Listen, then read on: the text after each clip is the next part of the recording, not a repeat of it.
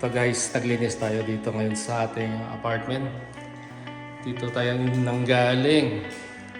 So kailangan natin nilinisin kasi bukas turnover na. So ito. Kaya ito sa kanila na yan eh. Leaking mula sa itaas eh. Kaya ang problema na yan.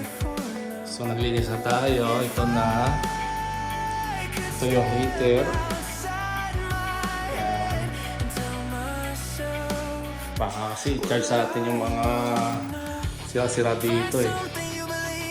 Ang dumi pa dito. Kaya mo. Tignan naman yan.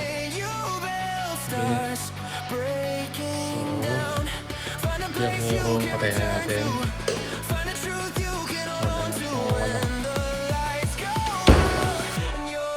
So, dito naman tayo sa sala.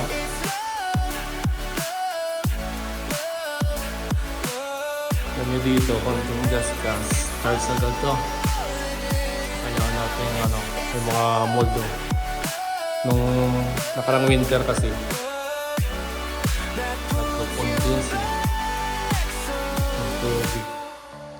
So, ito yung aircon. Malinis na rin siya. Bali, dala kami ni Mami ko ako nag-kuskus dito mamaya. Mamaya kanila. So, lumabas na sila. Ito yung ikin na ito. Ano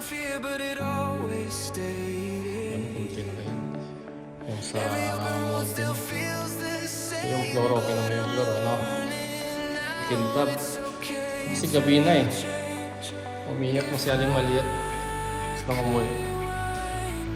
So naka kami dito, naka 13 months nag-stay. Sabi malinis. Ayan, malinis pa rin ako. Microwave. Clean. Ay, may naiiwan ba? Wala naman.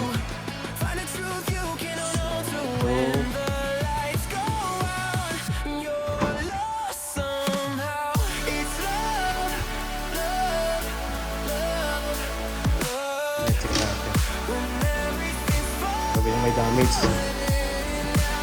Bukas na ibalik yung sauce eh.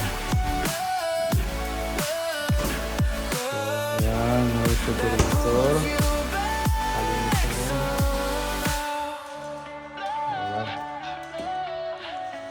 Ayan. Dito.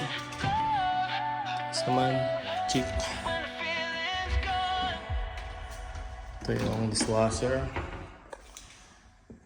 So, pera na gamit yan. Gasto sa tubig. Ito. Ito. Oh, ayaw mo na yun. Pangeran. Pwede naman sila i-charge ng may 700 kasi deposit dito eh. Ayan. Ito yung washing machine. Dryer. Malinis sa filter. Washing machine. Cut. Silicone. Kunti ano lang to. Ayan o. Ayan. Masilihan ko ng kasi may pagtanggal ko na hindi matanggal eh. Nadala pa ito yung pintura. Sa pinto. Hindi pala natanggal oh. Ayan mo na yan. Tapos, toilet pala, toilet. Ayan. Bathtub. Clear na rin. Ito guys. Nabutas. Mga kasing laki lang ng munggo. So, nireport namin. Tumagas na kasi.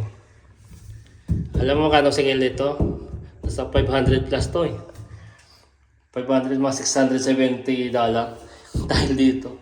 Kung alam ko lang tapala mo lang ng epoxy to, ayos na eh. Epoxy nga lang, pangit yung pagkagawa oh. Pero ganun sila kikpit dito. Cost by Yolo eh. Toilet. Basta yan. Kung may tissue pa.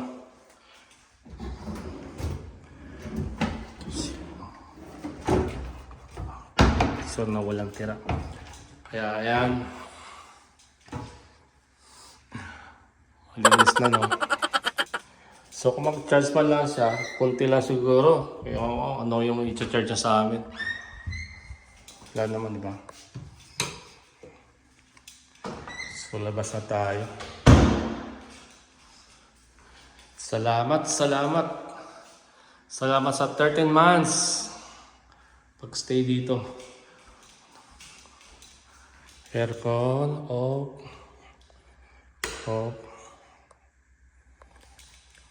Kaya, ayan, uwi na.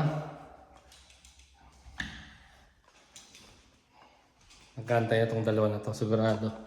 Nagalit na yun eh. Siyempre, check muna natin to. So, last is 15 na guys, so uwi na kami. Uwi namin sa bagong. Lumipat kami sa townhouse eh. Kasing 3 bedrooms. Sim, ano lang, mas mahal pa dito. Doon, mura-mura lang pa ng 200. Yeah. Pero, depende sa gamit ng mga, mga kuryente, tubig. Eh, dito wala namang libre-libre lang mga heater eh. So doon, tabi-tabi lang ng heater. Tipid-tipid na lang. Diba? Dito abutin na kami ng mga 1.9 kasi tataas sila. Ay doon 1.6. Dito 1 bedroom lang, doon 3 bedroom. Tapos may basement ka pa. 1.6 lang. So, palagay mo 1.6 plus 400, palagay mo yung tubig, ilaw. Ganun. Mas tipid pa rin doon. Maluwag pa. So, ayan. Let's go!